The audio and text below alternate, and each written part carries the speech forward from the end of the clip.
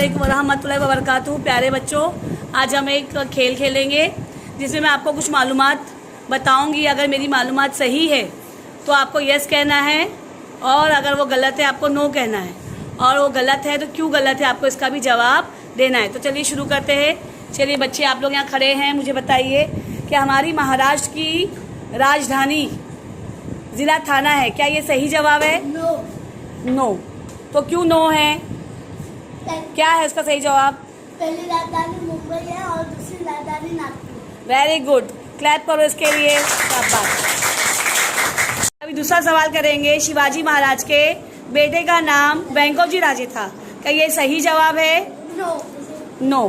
तो सही जवाब क्या है? संभाजी राजे। Very good. शिवाजी महाराज के बेटे का नाम क्या है? संभाजी राजे। Very good.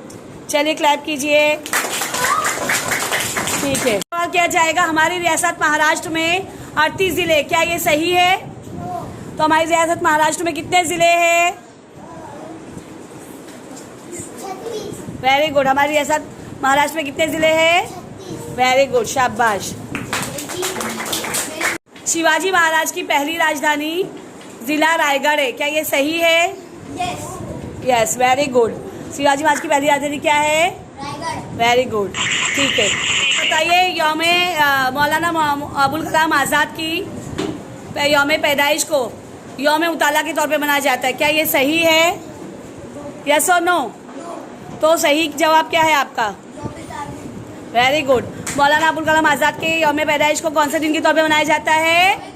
यौम तालीम, शाबाश।